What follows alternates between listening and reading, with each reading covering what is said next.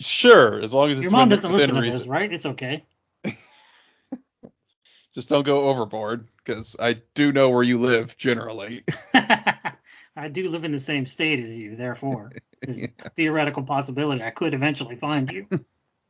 I have a unique set of skills called Google Maps.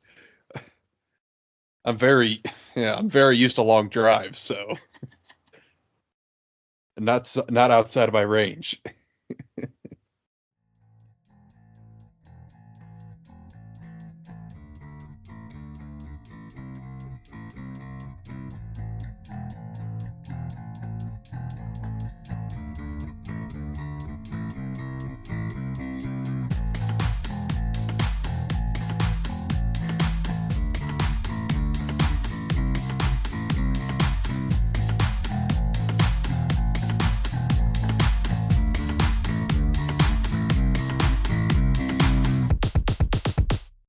This is the internet's worst gaming podcast. I'm your host, Loki Jarson. Here with me once again today is Joe Stizzy.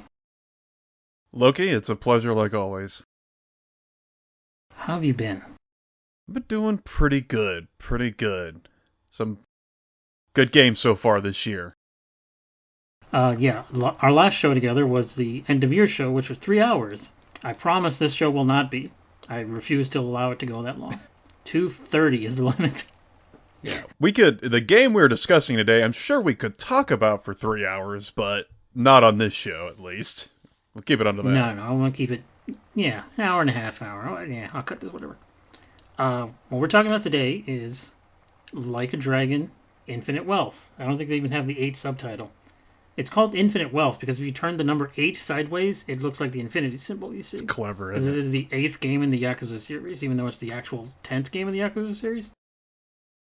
Yes, I can't. It's hard to keep track because I don't think the Judgment games don't count. They're spin-offs I'm technically. not counting Judgment. I'm counting 0 Yeah. and the spin-off.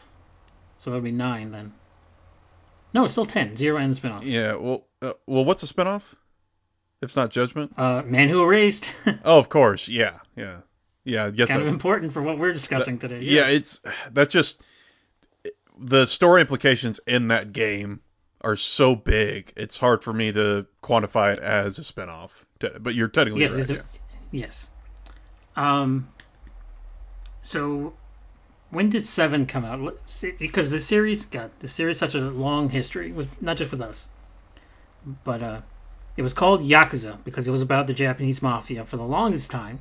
And then the 7th game they changed it to its Japanese title, which is called Like a Dragon. Yakuza 7 Like a Dragon. So from then on it's switched because in that game they basically got rid of the Yakuza in universe, right? So from then on, it's been called Like a Dragon. So the games after Like a Dragon Ishin, Like a Dragon Gaiden, Like a Dragon Infinite Wealth. Yeah, it was supposed to be a new protagonist, new story, and we're leaving the Yakuza in the past, but they just Well, yeah, they just seem to can't get away from them. no. So I'll split this show into 2 parts. So we're going to talk about the gameplay stuff. This is a JRPG, and the big story stuff we'll leave for the second part, the main event, so to speak. Um, so first off the bat, this game is way easier than Like a Dragon. Which was not a hard game in and of itself either. The Millennium Tower dungeons at the end, kind of not impossible, but obscene. They are very hard in the previous game, but Yeah. I mean, the final dungeon in the main game is Millennium Tower, and I think there's a extra hard, whatever they call it, EX version of it that's optional. Yes. But yeah, it can be tricky. This game is way easier, and it's because they changed the battle system. They allowed for a limited amount of movement when it's your turn, so you can like pick up a trash can or get next to a party member so they can combo attack. In its turn-based JRPG, in case I haven't said that. And also the job system when they let you basically cross-class. It has like a Final Fantasy V isn't the first one to do this. I'm sure there is like a Dragon Quest game that had this system where it's like, okay, pick your job. Right now you're this job for X amount of levels. Now you switch jobs. Yeah, FF5 was probably my first experience with it, but yeah, this game Mm-hmm. has skills that you can inherit if you reach a certain Yes. level or rank with jobs, And leveling the jobs, it's goes by pretty quick, especially if you're later on in the game. So you can get Hmm. the skills you want pretty easily, and you can make almost every party member a very well-rounded character. You can, cover up any sort of blemishes or weaknesses they might have. You can in fact build several all-rounder characters where they all have physical damage and projectile damage and lightning and water and fire and all that shit. Um, And I'm trying to remember. Sorry, I'm trying to remember because you can. I remember you could create weapons in the previous game, but I don't remember if you could level them up in the previous game. Because a little bit. Like I think each one had like 3 levels or something. yeah, you might be right. This one, I think it has 50, although I never raised any weapon to 50 because I I just didn't did. have enough resources. I think the max I got was like 30 with Ichiban's final hero bat, but the rest of them I just got to level 10 so I could have the one, the whatever the, yeah. When the last chapter was coming up, I was like, all right, what's the best gear? This is the only time I've looked anything up except for like 1 or 2 side stories. I was like, okay, yeah, I was the cowboy. I keep calling it is it called Desperado? Is that the Yeah, class yeah, actually? it's Desperado. Okay. I was the Desperado class, and I was like, what's the best gun? It's like, you have to beat these number of enemies here. And that's basically how you get every final weapon base, right? Oh, so wait, So I went over are there there. secret final weapons? Yeah, do you know when you walk around town and then those guys with the crowns above their head? Yeah, yeah, they do have equipment. Yeah, some of them have special equipment that you need to uh, craft the final weapon of each class. Oh, okay. I thought you meant because some of them do drop weapons, and I thought there were some that only you could face in the end game that drop the No, absolute no. best weapons. Okay, all right. Yeah, because I got 7-star rank weapons with pretty much everybody, and I thought that was I thought that was the maximum. I think it is. That's the highest I could find. Um, but then you can't just find them. It's like some shitty revolver, right? So you have to take it to the place where you upgrade your weapons, and with X amount of resources and money, it's the ultimate weapon now. And I got that gun, and I upped it to plus 50. And I was like, all right, here you go. One shot everything, literally.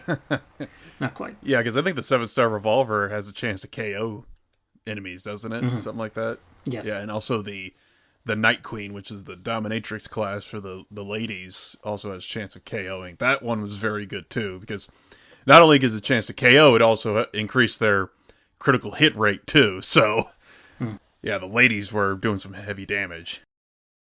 I also think this game offers you more opportunities to save. I don't recall. I know it's only been like 5 months since I last played Yakuza 7 Like a Dragon, but I don't remember being able to save in the Millennium Tower at the end. This game is like, hey, do you want to save because you're about to have a big fight? Oh, you just had a big fight. Do you want to save? I think there was. God, I think there was in Yakuza 7. I think there was might have been a save point at the lobby, but you pretty much had to do the whole dungeon over again if you died, which I did, because the final boss in that game is a one-hit kill. Yes. I don't think anyone in Infinite Wealth does, do they? I never saw it if they did. So all that contributes to why this is a much easier game. Yeah, and I think it all revolves around the positioning. Like you mentioned, Hmm. it because in the previous game you couldn't move your characters at all. It was your pretty standard turn-based combat system where your characters were just stood in one spot. But you could also in the previous game there was a chance if you hit an enemy or knock them back that you could hit them into one of your teammates, and then they could also add an extra hit on, for bonus Hmm. damage, or you could hit them against a wall or other, object, structure, what have you. But it was all chance. It was just luck, pretty much, in the previous game. This game, since you can move them around, you have much more control over the battlefield and positioning, and you could do it. I mean, I think 90% of the skills I used were knockback attacks because I was just able to, knock them into a teammate, into another enemy, Yeah. into a wall, something like that for extra damage. Area of effect becomes really big in this, especially in the late game where it's just throws trash mobs at you. So I had the pre-order bonus. Sorry. of the tennis ace class for the ladies, right? Hey, I did too. So that class later on in it has something called, I don't know what it's called. She pulls out a big fucking racket and slams the area, right? That hit is a physical attack that ignores guard. So that was the first move because the women were always the fastest. Mm-hmm. Chichose or Sonyi or whoever. So they go first, and if I'm quick enough before the teammates spread out, or the enemy spread out, because they're always in a bunch, and then they spread out as the turn starts, right? So you're quick enough, and you can hit them all in the first turn. Didn't always kill everyone, but Yeah. Sorry, Jung-hee, you no longer get the opening volley with Divine Gun, whatever it was, which is still a very good. yes. It's still a very good ability in this game because it has So- such a high chance of critically hitting. So that leads to the problem, Jung-hee. This game has 10 party members, Mm-hmm. and you can't control all 10 ever. Maybe in the post-game DLC, New Game Plus. But it's split into two parties of 5 and 5. For the longest time, up until about, chapter 7 or 8 of a 14-chapter game, you're controlling 5 people max. And then 2 leave, so, one comes in, and then another comes in later. So Jungi is the last party member you get on Ichiban's side, the new protagonist. And he was 10 levels lower than every other character I had. And I have no idea why they didn't just auto bump him. They have him at a set level. Like the game expects you to be at his level rather than him, the other way around. Yeah, I think it's one of those things where you get a new party member late game, he just scales to the enemy's average level at that time in the story. Because you're right, I was the same way. He was like 9 or 10 levels below me, and I had done pretty much everything in the game. I mean, like side stories. I did, the Dondoku Island, which is an optional, money making venture, and then another like Pokemon sort of parody game, mini game, and I was 100 hours into the game before I got Jungi. It was crazy. It's absolutely nuts how late he was introduced into the game, and it's just kind of like, well, and I just stuck him in the party because I wanted to level him up, get him, and I got him within like 3 or 4 levels, but yeah, he just always sort of lagged behind. See, now Zhao on the other side in Kiever's party, he was like 5 or 6 levels when he joined the party, so it was much more manageable. At a certain point, trying to get Jung-hee up, like doing dungeon raids and shit, it's like, this isn't worth it, man. It's like, it's not worth you trying to drag you up all the way over here. I'm just going to use who I have. Sorry. You're my backup party member in case anyone goes down. Yep. Which since I maxed 2 idle jobs, not going to happen. Yeah, it's very unlikely. And there's also these things in the game. I can't remember. It's bond levels, bingo, and there's certain spots on the map where you can interact with a specific party member.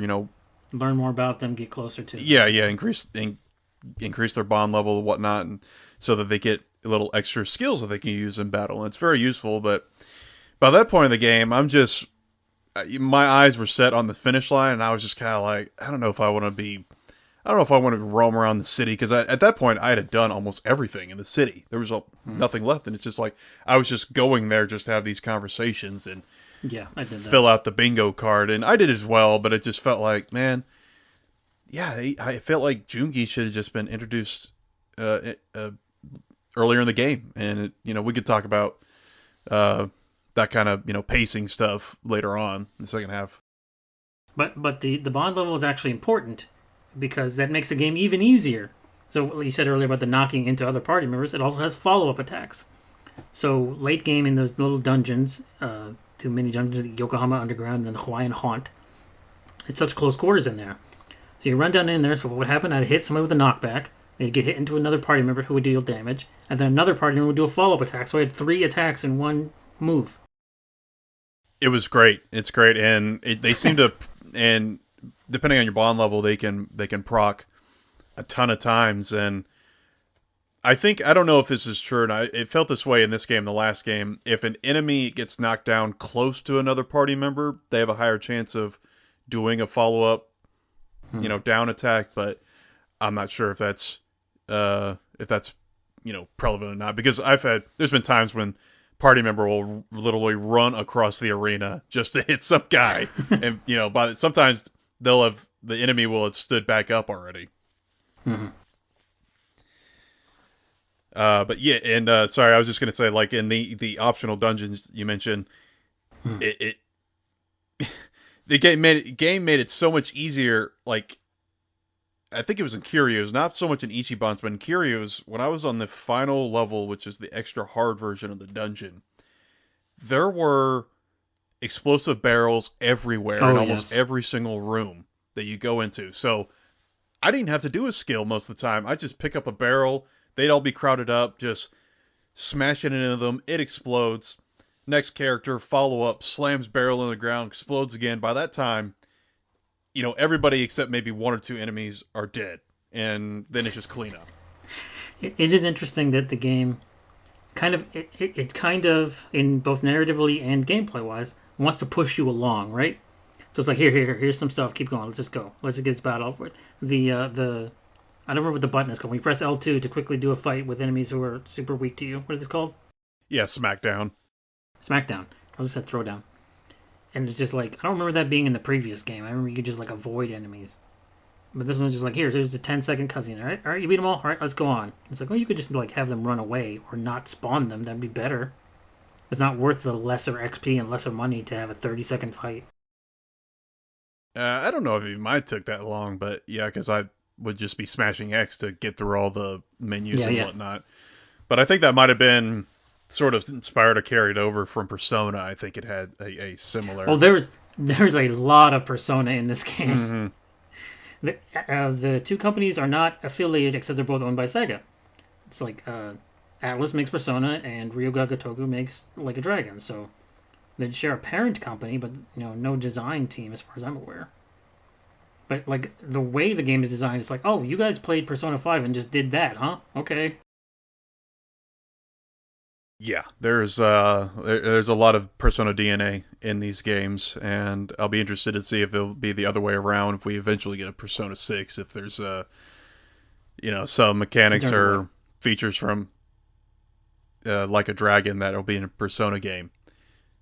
But Oh, okay. yeah, yeah. But yeah, this game is, like you said, it's very, very easy. The game just seems to want to get you through it as quickly as possible. Get as long. Mm. Although I'm surprised there Yes. wasn't a battle speed option to toggle. Like increase the speed of the battle, like 1.2 two times or whatnot. There was in the previous game, which is weird. In Like a Dragon, there was. You're right. I'd forgotten that. Yeah, it's very odd because I hardly there's an auto battle button that you can use, and you can actually Never touched it. yeah, that's what I was going with this. I hardly did either. I mean, I maybe used it. I could count on one hand the times I used it, because you can set sort of tactics for what you want your party members to do. Mm-hmm. Go all out, don't use MP, stuff like that. But it just since the text boxes that pop up, if you don't press a button, they'll just, there's a certain amount of time they'll stay on the screen before they go away, and then the battle can progress. So most fights, I'm just pressing X anyways, just to, flip through those as quick as I can. So that's why I was surprised there wasn't a way to just literally speed things up. We talk about pacing because that leads into the gameplay, I think. Yeah, yeah. Want to start with like story pacing or just overall? Well, battle pacing. Yeah, battle pacing. Yeah, it's pretty quick for the most part. It's especially with all the all the upgrades and all the benefits that we've been talking about added to this game and how overpowered you can get. It's crazy. All of this makes it seem like we're being very negative on the game. We're not. This is we haven't discussed it because you just beat it, but I think it's fantastic. But I don't think it's as good as Like a Dragon. I was wrestling with that myself last night, and I don't think gameplay wise, much better. It's better. Yeah, It's better in every way. yeah, yeah. Like you said, just because we're saying it's easier doesn't mean it's bad. I mean, there were times where it was mostly early, maybe mid game, when I didn't have much time to level up, grind, whatnot. That there were a few battles where it was just kind of tricky. They were mostly the guys, like you said, around town with the crowns on their head and all that. But yeah, as the game went on, it went easier, and that was fine with me because it's a long game. I think my final count was like 115, 116 hours, something like that. I wasn't there, but I didn't do all the side stuff. I did the bare minimum of what the story required you to do. I think I did everything except I didn't finish Drink Links with Jungi, and I didn't get the Dondoku Resort up to 5 stars. But everything else, I did, yeah. So. Well, I did get that Jungi drink link up, despite not being able to use him properly in battle. I'll have to do that in the premium adventure because I was going to say earlier because you were wondering if there's any time you can use all 10 members, and yes, you can in the premium adventure, which is sort of like a non-canon. Hey, you can do whatever you want with whatever characters you want. If you go finish the haunt or the dungeon, yeah. Yeah, and if you want the girls to walk around in their bondage gear out in public, you can do that. Oh, terrific. It's all good. And if you want all the dudes to look like idiots in their chef outfits, yay, go for it. Oh, their football gear, excellent. Yeah. That's the other thing. There are very clearly jobs. This was not really a thing in 7. In 8, there are very clearly jobs that are better than the others. Chef was fucking worthless. Which is surprising because I thought Chef was really good in the previous game. The football player one was the best one for the guys. It was very good, although I wish it was a little stronger. You could affect that with whatever weapon you had equipped, but yeah, it's excellent. The tennis player for the girls. Yep. Mm-hmm. Great. And Desperado. Yeah, it's like you have a team of that, you're gonna win every fight. Yeah. No, it's there's definitely, you're right. There's definitely some jobs that are clearly a lot better than the other ones. Even with the aforementioned, like we were talking about, the skill inheritance, there's also set values of stats per job as well. So I think linebacker I think it's really high HP, defense, speed, and kind of the same with the tennis pro with the girls. It's high HP, high attack, speed, good speed, and all that. So yeah, they have actual number advantages over some jobs as well. So. Let's see the game. Oh, do you now get that joke about the squid picture I sent you the other day? Yeah, yes, I do now. I got it. Dude, the other day we're talking off, on PlayStation Party, and a story thing we'll get to in a second here. A story thing happens about a giant shark, and you're like, why didn't we fight the giant shark? And I'm like, oh, you wait, buddy, you're gonna fight a giant shark. I would have been very disappointed if we hadn't fought a giant shark, especially after that second or technically third Dwight fight. And then after you fight a giant shark, you fight a giant squid. Why? It's there. The shark was easier, and the squid might have been even easier. It was almost one of those like, man, I feel like this should be harder, but I guess it was just the fruits of my efforts and my grinding. I had a harder time facing the two post hole diggers, whatever the fuck they're called. The guys that pop out of the sand? No, on the roof you're fighting two giant cranes. Oh yeah, the excavators, yeah. Yeah. Yeah, those were pretty tricky. That's one of those just quintessential Yakuza fights. Like something. This is a very serious game, people. Yeah, it's deadly serious. Just never mind the men in diapers. There were a few side quests I didn't bother finishing, like the Lemonade one I didn't finish. And if I ever go back, I probably will go back to this later on in the year for like 100% run or whatever. Like the Lemonade Kid and then the Chef one. Or what was the fuck is you're taking orders, right? Mm-hmm. And I did that one like the first round, and I was like, I'm not gonna be able to remember this without writing it down or looking up a guide. So fuck it, reload a save. I never did this job. It's kind of annoying. I don't know if there's really much of a penalty for forgetting, because I think I did forget one person's order, but yeah, that one was annoying. And another thing, you mentioned the Lemonade one. I'm glad you did, because there were several sub stories like that one that had different stages, and you just had to go away for a while and then come back and then go away and then come back, and some of them I think just ran on too long. There were some of those where they changed the way you play the game.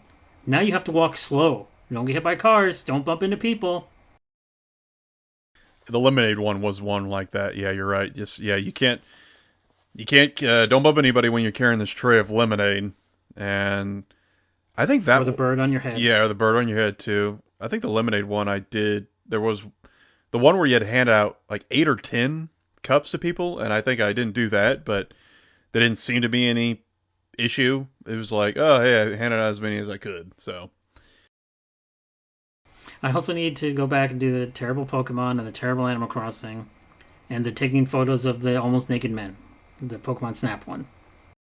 I did the Sicko Snap. That's what it was called. Just came to me.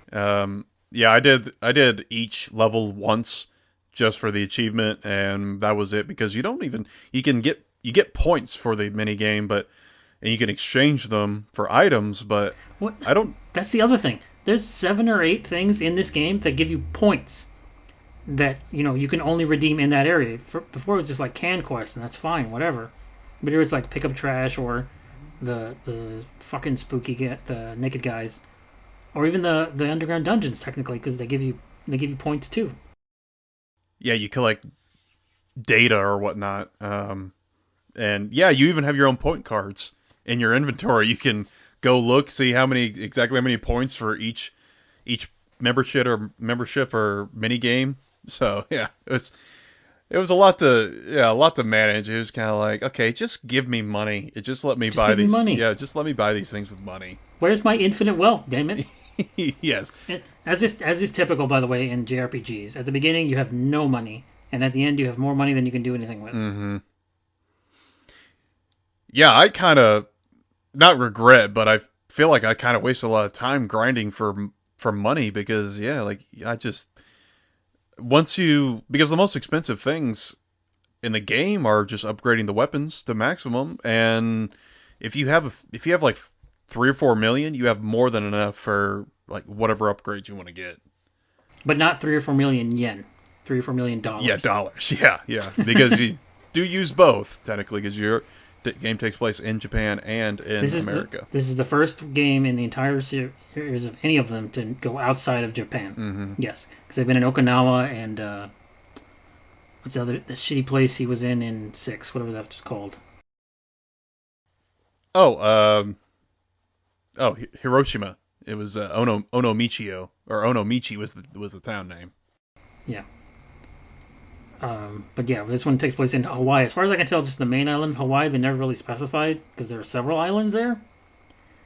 Uh, which is very weird that they don't specify because this one involves like the government, but the United States government doesn't seem to give a fuck about anything that happens in this video game.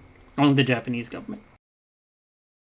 Yeah, there seem to be some things going on in every institution on the island of Hawaii that everybody's just kind of cool with on the mainland. They're just kind of like, those crazy islanders, just let them do what they want.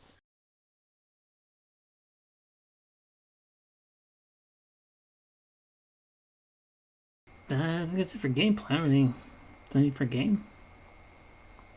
Yeah, I'm trying to. Sorry, I was also trying to think of something else gameplay related could touch on, but I think we've gone over it pretty thoroughly. Pretty thoroughly. Yeah. It is a better game. We both agree on that. But the reasons I like the previous game more, well, let's get to that. I don't want to go over the whole story as that would take like way too long and we need so much context for all this shit because it's a tense game. But I think we should start at the beginning because it's important to note that this game takes place 3 years after Yakuza 7 Like a Dragon. 3 years. After the first chapter, a year jumps ahead. So now it's 4 years since the previous game. I don't think the game does a good enough job of telling you 4 years have passed. It seems like the only real big indication of that much time passing is Kiryu, who's been the main character of the Yakuza series and is in this game. Just kind of his look and his state and his health and whatnot. But other than that, yeah, it's like, almost everything's the exact same from 4 years ago. Now the reason he looks different, I don't know, because he didn't look different in the last game he was in. So it's such a weird timeline jump. We gushed over in our game of the year about the technically middle game of this series, is Like a Dragon Gaiden, The Man Who Erased His Name, which the point of that game was to say what Kiryu's been doing since the end of Yakuza 6 up until Yakuza 8, because he's briefly featured in Yakuza 7 as like a boss fight, basically. So in that game, in 7, he's in his black suit, and then he changes to his gray suit to have a boss fight with Ichiban. Then he changes back into his black suit, and then has the rest of the game takes place of Man Who Erased. Yeah, I think the reason he looks different in this game is because, are we doing spoilers, by the way? Yeah, so by the way, this is the spoilers for all the way to the end of the damn game. Yeah. You should play it and not listen to us. Yeah, so spoilers is he's got cancer. Mm-hmm. And he gets it in, the time period, between. We need to talk about this. We will. I just want to, finish real quick. Okay. He's got cancer and he's not doing well. His face looks a little more drawn, a little haggard, more wrinkles, whatnot, but not too different. But his hair, I think they were trying to go for it like he's naturally graying, but it doesn't look natural. It looks like he frosted his hair and then just stopped sweeping it backwards like his usual style is. So it was very weird when I first saw it. I was like, is he just putting like silver frosted tips in his hair or something like that? Years ago, when images of this game first surfaced, RGG showed them off. They're like, here's Ichiban, he looks the exact fucking same. And here's Kiryu's new look. And he's like, why did he dye his hair? Yeah, I thought, why is he trying to look like Nero from Devil May Cry? It's very, very weird. So, yeah, but yeah, Like a Dragon, or excuse me, Man Who Erased His Name. It's very funny. I don't know if we talked about it on the podcast, but there's moments where it's like there's little bits and pieces from Yakuza 7, but he's on his own mission still, and he's just kind of like checking on Ichiban, going back and forth, doing his own thing. So yeah. But so he got cancer. Now, in every single one of these damn games, and in Yakuza 8, everyone smokes. I don't know if that's a thing in Japanese citizenry. I don't know. Every single character smokes. It's a minor plot point at the beginning when you have to take Seiko out on a date. So when, I don't remember what chapter, it's like chapter 4 or something, Kiryu, who's hanging out with you and your buddies in Hawaii, announces, I've got cancer. You and I both separately thought, oh, from all the smoking. Yeah, that seemed like a natural conclusion. And what actually happened is, no, he got it from contaminated nuclear waste. Yeah, so after Yakuza 7, he makes a deal with this super shadowy organization called the Daidoji faction, and they're basically they're ostensibly the government. Yeah, they're kind of like a shadow arm of the government, just kind of like manipulating things in the dark and whatnot. And we thought, you and I both thought, okay, he must have been going there for a mission, but no, he was just kind of there because he was troubled by the plight of material storage workers, I guess. And so there was an accident at the workplace. Some barrels tipped over. All their contents came out, and then like his mask was breached and he inhaled all the nuclear fumes or whatnot and got cancer. Which one is fucking stupid. But yes. two, it's important that Kiryu is a man burdened by guilt. Is it literally every single game in this series is him burdened by guilt. He went to jail for 10 whole years for the crimes of another person. He was willing to, die in 0 even. He was going to have Nishiki kill him. And, subsequent guilt over, people in his life and his adopted children, all this shit. He carries this with him all the time. So as he's telling the story of like, I felt really bad that there were workers in nuclear storage facilities, so I wanted to contribute to society. It's like, huh? It's like, so you weren't ordered to go there. Which it's ridiculous because he could have been. They could have come up with a plausible plot point within the context of this story of why he was working in a nuclear waste storage facility. I was waiting for them because at the end of this game, basically, it's the entire underlying plot of the game is twofold, but one of the parts is putting away excess nuclear waste from many countries around the world, right? Like Hmm. that's the I'm oversimplifying, but one Yeah, of the they're making villain's these. plans. Yeah, they're making these under table agreement deals with all these different countries and Mm, whatnot to store it on this one remote island that's kind of off of Hawaii. yes. So when we found that out late in the plot, it's like, oh, this might tie into why Kira was there. No, unrelated. It made no sense. That would have been perfect. Like one day, Hanawa in the Daidoji, Hanawa's his handler, Mhm. just goes up to Kiryu and says, "Hey, a lot of ex Tojo and Omi Alliance guys are starting to work at these nuclear waste storage facilities. Could you check that out? See what that's about." That's it. That's all it would have taken. It would have made so much more sense. Would have tied into it. But no, it's just yeah. He's just kind of like, oh man, these guys having it rough. I better help them out. And then cancer. Way to go, Kiryu. So he's dying, and it's very sad and it's shocking. But based on he's 60 something in this game, despite whatever you do in gameplay, he's supposed to be in his 60s. Uh, so it kind of has to end at some point. We both thought it would end in the previous two games that very beautifully set him up in both the games for a retirement, but then they dragged him back for one last job here in Infinite Wealth. Yeah, Kiryu he's had three opportunities for his story to end. Yeah. Technically in six it could have, and I've been fine with that. Um, Faking his death because of the events in that game, Mhm. and to protect his loved ones, and just going off on his own. The end of seven when he passes the metaphorical torch to Literally, Ichiban. I always say this in Yakuza 7, all chapters are named. There's literally a chapter called, it comes right after the chapter called The End of the Yakuza. The next chapter is called Passing the Torch, and that's the Kiryu boss fight. Hmm. Yeah, and that would have worked that both as a in-game story element theme and also as the new direction that the game series is going in. But then he had another game, the spin-off, The Man Who Erased His So Name. what actually happened is even stranger. So after 7, I can't remember the guy's name, I'm sorry. The head guy at RGG leaves to go take some Chinese money. He goes to work for Tencent. But they want to continue the series, obviously. So they're making Infinite Wealth. At some point during the production of Infinite Wealth, they said we should probably explain how Kiryu got here.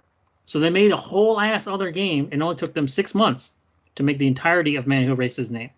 And they shipped that out last year, late last year. You and I played it, loved the hell out of it.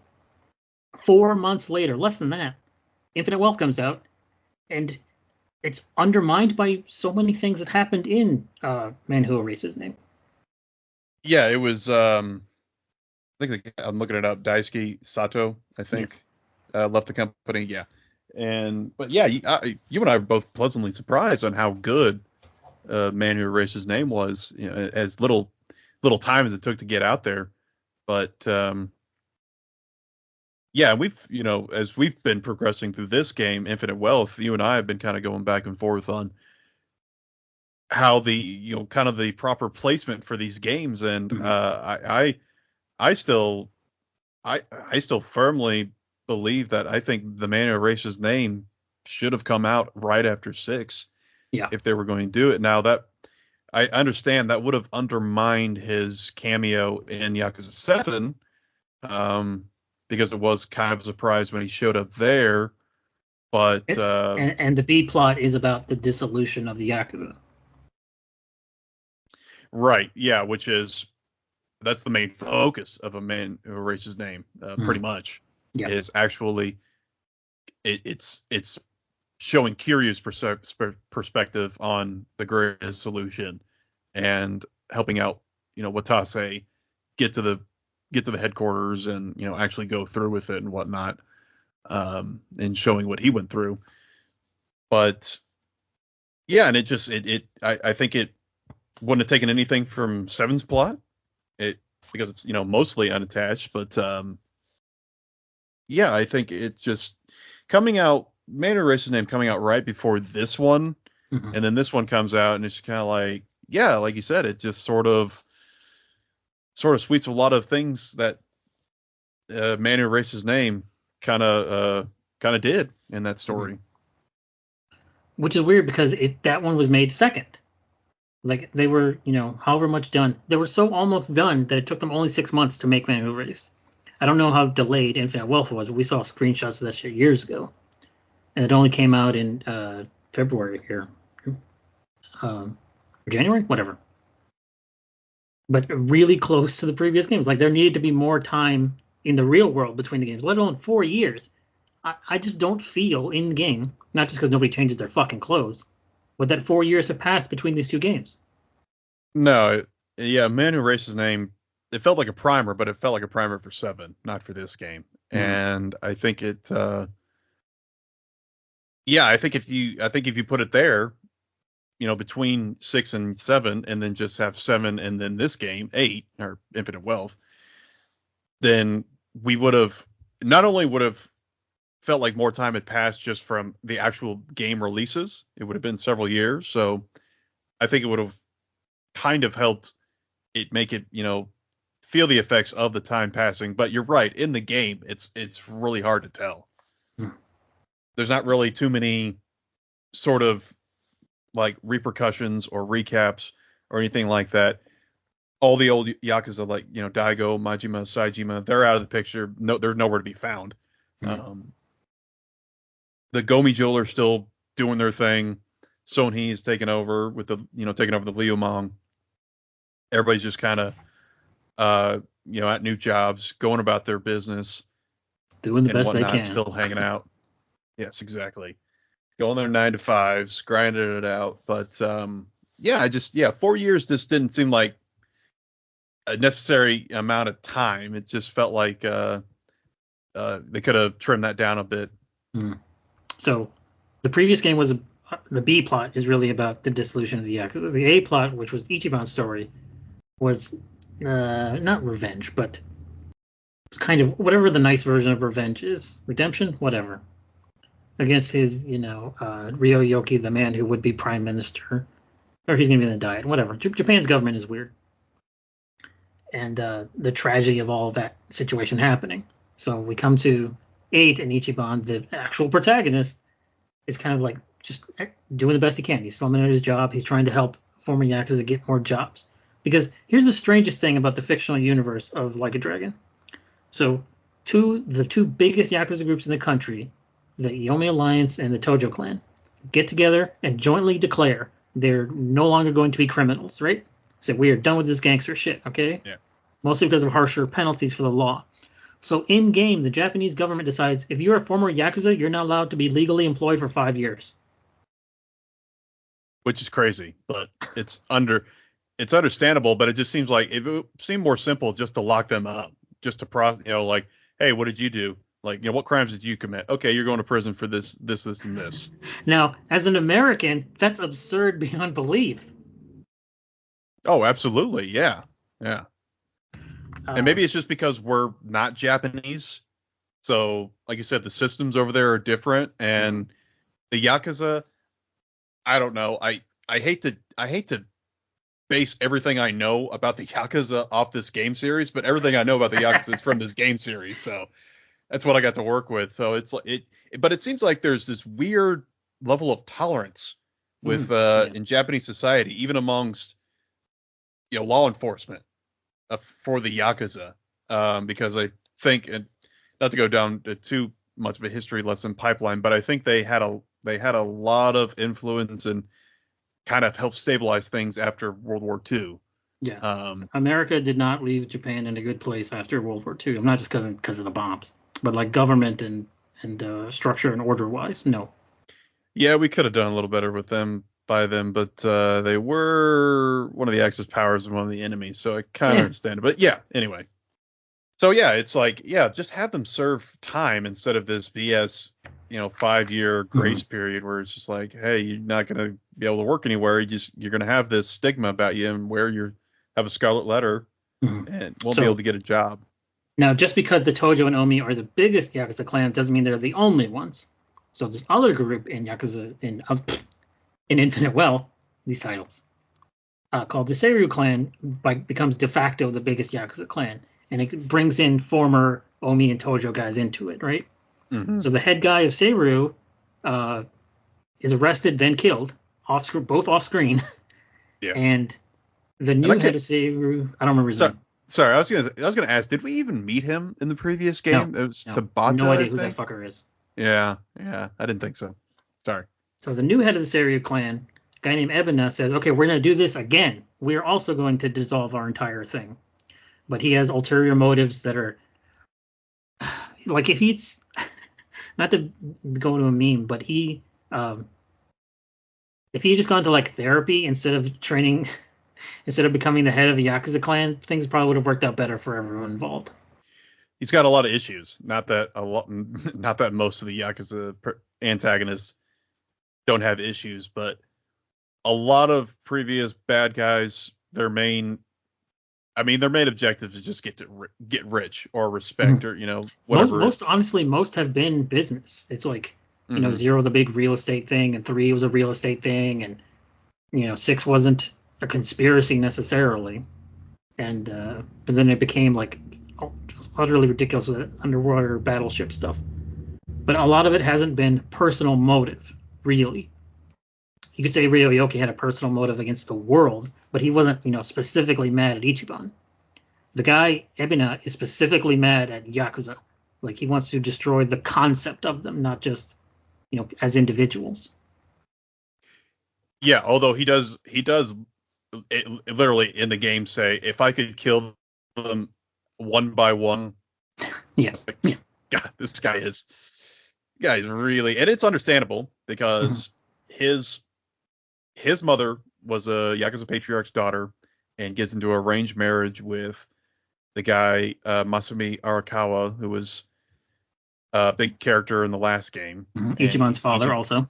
yeah, Ichiban's he is his biological father, although they just hem-haw about that point in the entirety of this game. They just never even come out and just say, yeah, he's your father. He pretty much admitted it. But anyway, and Arakawa there was arranged marriage with this patriarch's daughter, but he loved someone else, but he still had a child with the daughter, Mm-hmm. and then left both Mm-hmm. the mother and the child being Ebina, and she was abandoned by, Arakawa went on a rampage because the woman he loved was kidnapped by the Mm-hmm. patriarch, and he went on a rampage through the headquarters, killed all the Yakuza and his boss, abandoned his wife and child, and then all the Yakuza that part of the family that survived left the daughter and the child, Mm-hmm. and so he just grew resentful, and it just built and built and built, and even his own mother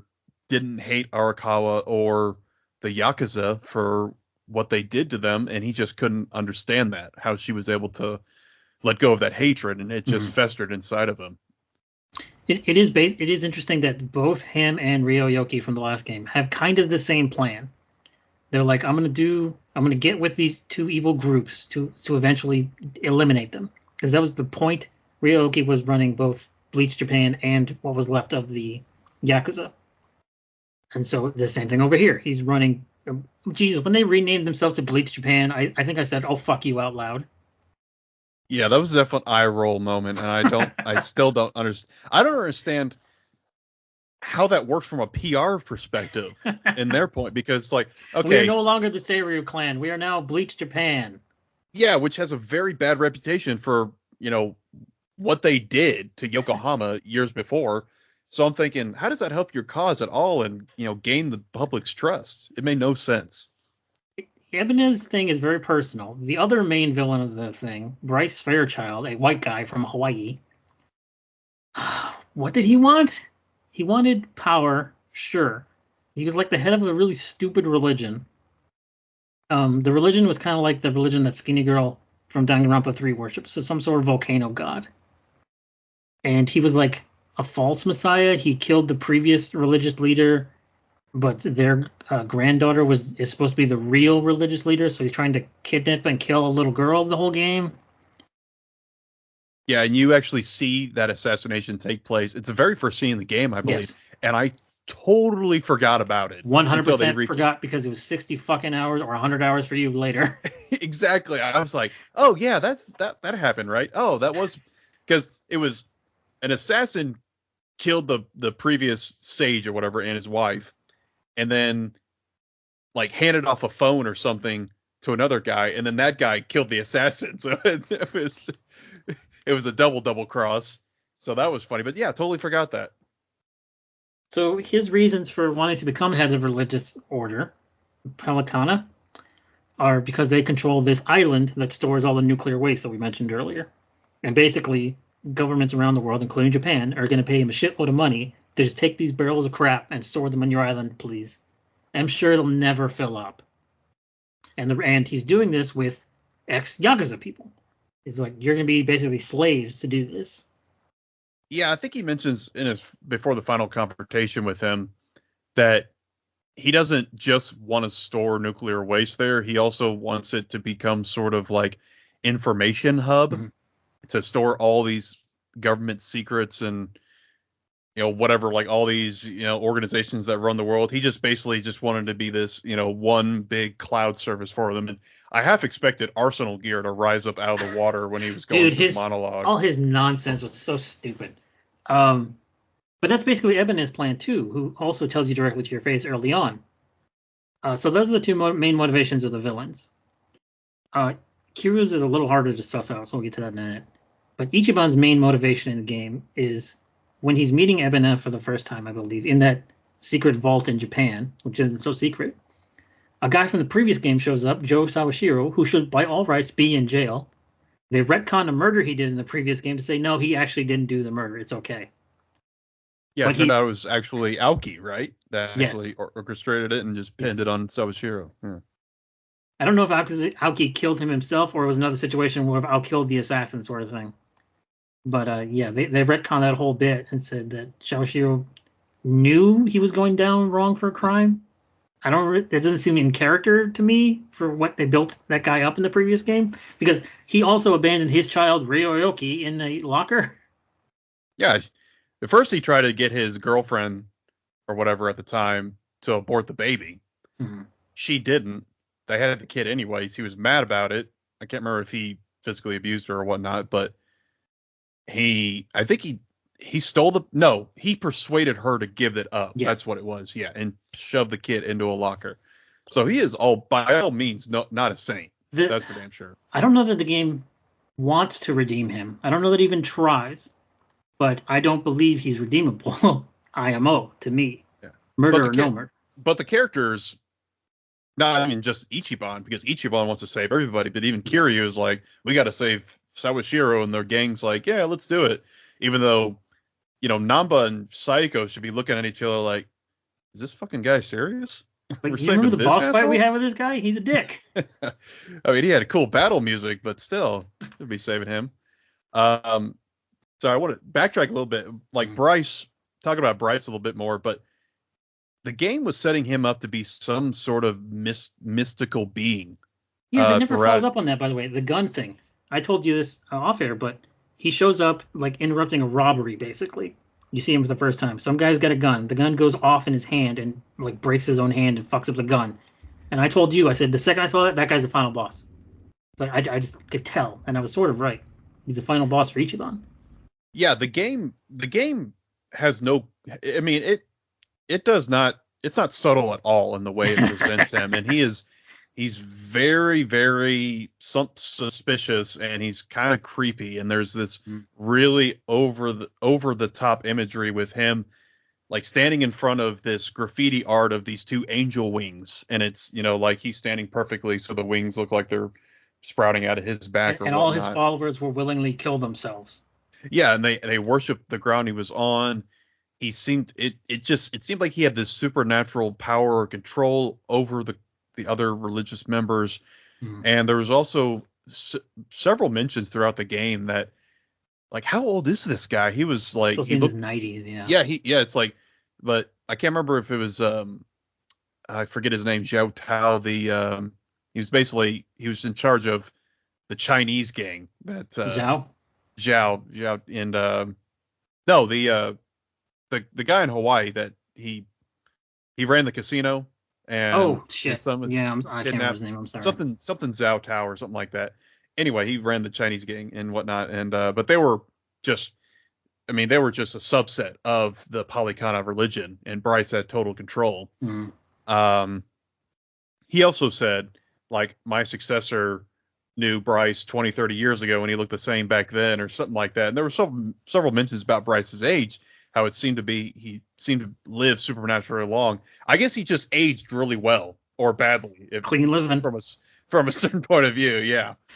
That's the other thing. Bryce has control over all crime in Hawaii, apparently. Yeah, He and the controls police force. he controls the police and the gangsters known as the Barracudas, who control a whole bit of territory. He controls the religion. He controls the Chinese mafia there. There was no Yakuza there because they were already all working for him. And I can't remember how that, because it's like, because I think he's just been working so long, he was able to build up a lot of revenue and create this huge network Mm-hmm. that he was able to. But it seemed his influence seemed way too overarching. I mean, over the citizens of Hawaii, because Yeah. at one point it feels like, oh my gosh, everybody on the island except the tourists are part of the Polygon. It was a bit John Wick 2 and 3 and 4, where it's like, oh, everybody's an assassin in this world. It's like, oh, everybody's working for Pelicana here. Yeah, no, it definitely it felt a little overdone in my opinion on just how many, like, do all of them have cyanide molars in there that they're ready to pop? It's like they're, but yeah, that is just, and but my ultimate point is that just kind of led to nothing. It was just, there was nothing supernatural. He didn't, absorb the radiation fumes or something like that, and some BS. So let's jump to his ending. Our boy Ichiban, who, as we mentioned, wants to save everybody, and that'll be a big point later. The fight is over with Bryce. It wasn't a terribly hard fight. I had a harder time with Ibn, actually. And he's I was near kind of reverse, actually. Really? They were both supremely easy, but Ebony was kind of a joke to me. Because my Kiryu party was a little bit higher than my Ichiban party. I had the other way around. Yeah. Ichiban party was higher. Bryce is defeated. He's next to a railing, and he's going on a monologue. I was like, oh, he's going to jump. Fucking obviously. Mm-hmm. So he does. But then Ichi jumps forward and grabs his leg and won't let him die. And it's like, you should probably let him die. He tried to kill a little girl and also was like really, really evil. Like stupid cartoon evil. We should let him die. Yeah. So Ichi has this big long speech, which in the previous game is one of the highlights, when he's talking to his, blood brother, basically Ryoyoki, right before he fucking dies tragically. Yeah, it's Kyodai. Trying to convince him not to kill himself, and it's brutal and it's tear-jerking, it's heartbreaking shit. But when he's telling it to Bryce, he's basically saying the same stuff. Of like, you're not allowed to kill yourself sort of shit. And I'm like, I don't really feel this one, man. Like, it's totally in character for Ichiban want to save everyone. But I was not feeling Bryce's redemption. Yeah. And Bryce and Aoki are both like, stupid, snidely whiplash levels of evil. So it's not like I felt great sympathy or empathy even for Aoki, but just because, like you mentioned, his relationship with Ichiban and how Ichiban was imploring and pleading with him to, give life a second chance, keep going and whatnot, don't give up so easily, and how much he loved him and whatnot. And that just, but yeah, with Bryce, it's like, yeah, just this guy's a effing asshole, and he's a bona fide idiot too, because of his overreaction to the whole Lonnie situation. Yes. So like you mentioned earlier, Lonnie is the granddaughter, great granddaughter, or whatever, of the actual real sage, and it's an inherited title apparently within the Polycana religion. That's how religion works. And the way that they distinguish, they can tell, who's the true heir is by this pendant. This authentic pendant, and Bryce has one, but it's a fake. I mean, I don't know. Was it made out of some special? Who knows?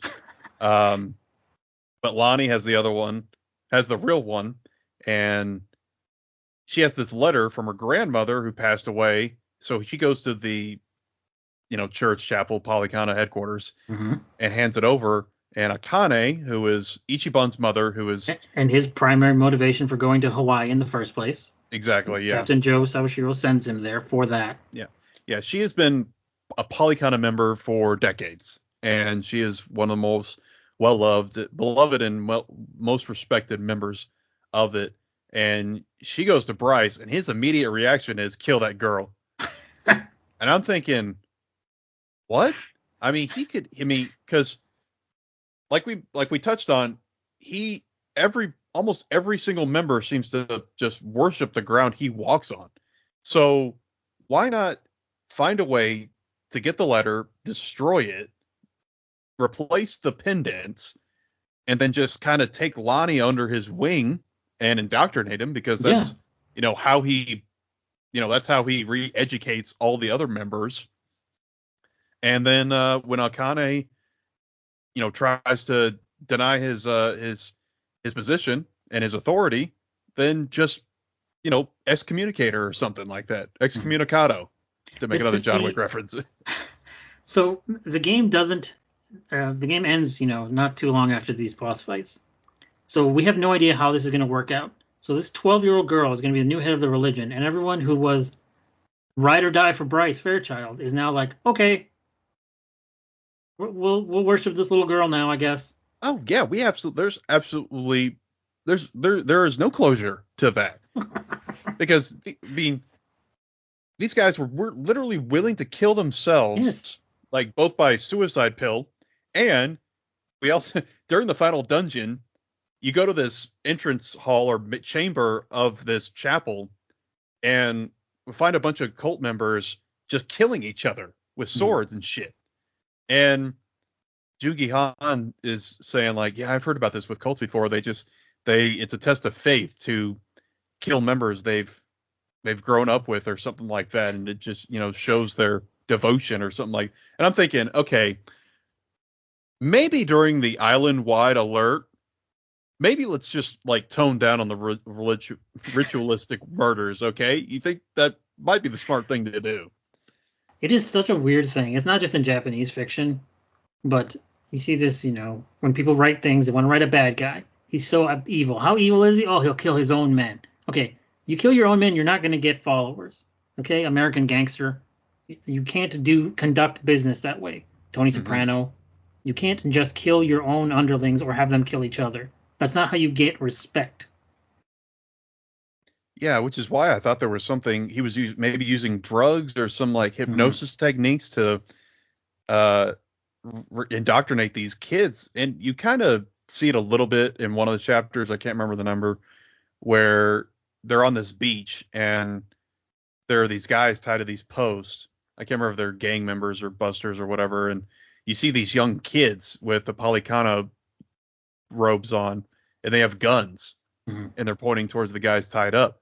And this other Polycana guy says, "Okay, let them see the, Nele's light. Send them to her Divine righteous wrath, fucking flame or whatever. so, Yeah. yeah, all that." And they just execute them. These kids Mm-hmm. start firing these guns and kill these guys, just flat out killing them. And I'm thinking, and like none of the kids really seem to react at all to it, if I remember correctly. And there's 6 or 7 of them. They just like, oh hey, that's cool. So I'm thinking, It's got to be magic, right? what methods is this guy using to control these kids? And apparently he's just getting them young. I He's guess. just very charismatic. Yeah, that must be it. So yeah, the whole Polycana religion, and this kind of touches on some of my issues, a lot of my issues with like Japanese media for several decades, ever since I've been consuming it, is just the portrayal of religion in general. Hmm. And I may have touched on this before in the Judeo-Christian, but they have a very like Japanese, at least in a lot of fictional things I've seen, they seem to have this really warped and not flattering view of Hmm. religious Well, organizations. And let me see if I can come up with a good one. No, you wouldn't know anything about that. Fuck it, easy one. Buddhism. It's like if I asked you to describe everything about Buddhism, here would you would go. You'd like peaceful. You'd probably be a monk. You shave your head. You wouldn't eat meat. You like wouldn't kill hmm flies. All that hippie shit. You'd be like ultra hippie, right? That's where your mind would go. yeah, And a lot of that is true, but not all of it. So I think that's just like the information level. Because as far as I know, um, Catholicism is like the second biggest religion in Japan. But that's what I've heard too. yeah, There's a lot of followers. Yeah. but I've the spaces I've seen that in Japanese media, are so few and far between, and the specific kinds of Japanese media are not something we discuss on this show typically. You know what I mean with that vague sentence? Yeah, no, I know what you're getting at, and you're right. It's always kind of struck me as odd that, like you said, there are so many, Catholics in Japan that they would, portray it like that. But I'm not saying it's I'm not saying it's inherently wrong, but I'm just kind of remarking on just how prevalent it is, Sure. and there's very few examples of like, this, religion that's obviously based around Christianity is seen as in a positive light. Cause yeah, it's usually like someone like Bryce is leading it. It's a super creepy guy that has control over everything. And he tries to give off this image of being holy and kind and charitable and whatnot, but in actuality he's just he's a freaking monster. But anyway, sorry to go on a tangent, but like No, I I understand. think like in Polycana in this game, I think there's literally two members that are okay, that are just like, normal Not people. They bars. just want to help. As far as we know, it's like Anna, I can't remember her name, the blonde woman, and then the Hawaiian guy whose name I also can't remember. Started with a K, I think. But that's it. That's pretty much it. Yeah. But I did like Ichiban.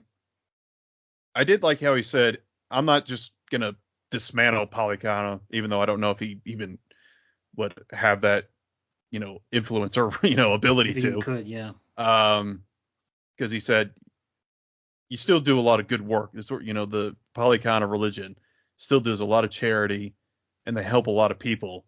And I don't want them to suffer the consequences of you just being an absolute asshole, referring to Bryce. So I did like that, and it was in character for Ichiban. The more in character thing, I'm skipping Kyrgyz part on purpose for a second here. The more in character thing is the thing that happens after that. There's a character we haven't really talked about called AG. He's called an A-chan throughout the game, so we'll just use that. He's a guy who pretended to be in a wheelchair to gain Ichiban's trust, and then later betrays him in the game, right? And he's also just an evil dick. He literally throws that aforementioned girl down a flight of stairs, and then like fake throws a bomb, and then explodes a bomb. He delights in being a dick, as opposed to somebody like Ebina, who feels it's super personal with him, or Bryce, who's like a megalomaniac. He's just a dick. He just loves being an asshole. That was his favorite thing. Yeah, I don't know if it ever even actually goes over his motivations, other than Not really. he just, like you said, he just wants to be an asshole. Like he worked for Bleach Japan, I believe, and then the organization went under. He was like the number 2 or 3 guy. Yeah, that's right. Yeah. So everything goes down, and he loses his ass, and he runs away in Japan. And the end of the game is literally the end, like before credits roll. Ichiban finds him, squatting in his hovel, basically. His legs all fucked up for real instead of just pretending. And he looks disheveled as hell, and he's beaten, like physically and mentally, just done. So Ichiban like comes in, offers him a helping hand. And throughout the game, he keeps calling him by the Japanese affectation Chan, which is a nice way of saying, there's no good American way of saying this. It's just something they use to indicate, friendliness or friendship or kinship or, trustworthiness. And AG keeps telling him to stop calling him A-chan. It's like, we're not friends. It's like, yes, we are friends. And that, I will tell you, Stizzy, not a lot of this game got me.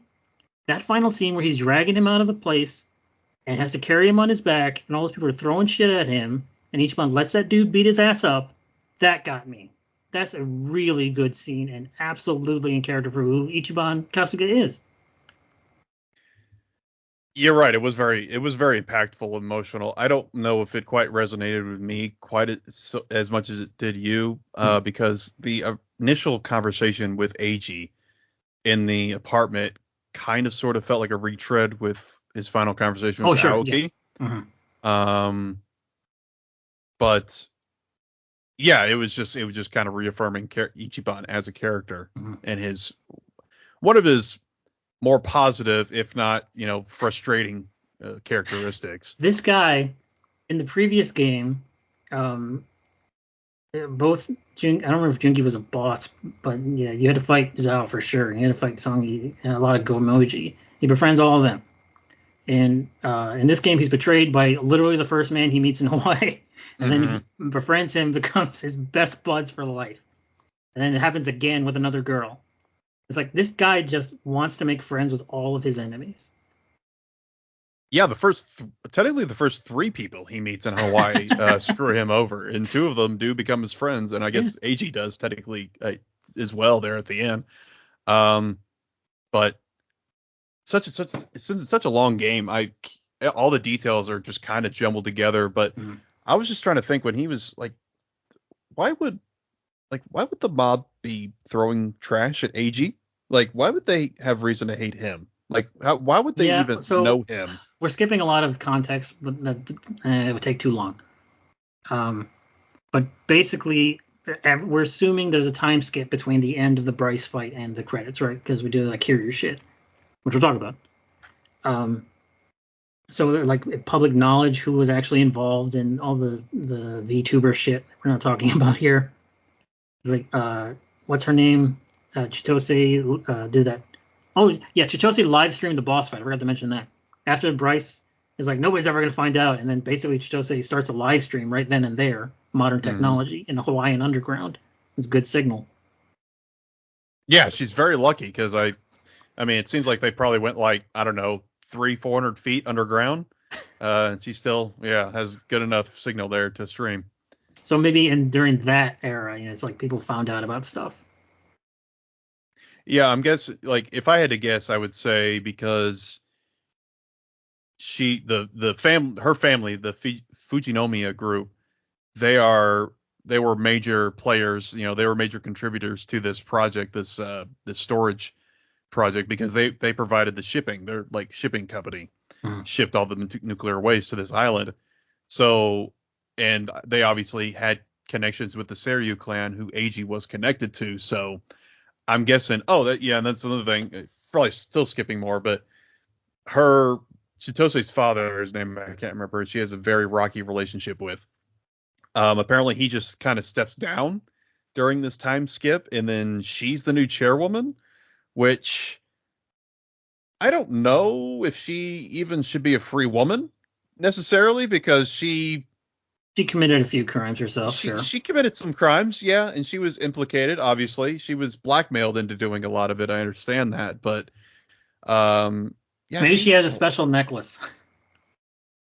yeah, make her in charge of everything. She's the real leader. We found her finally.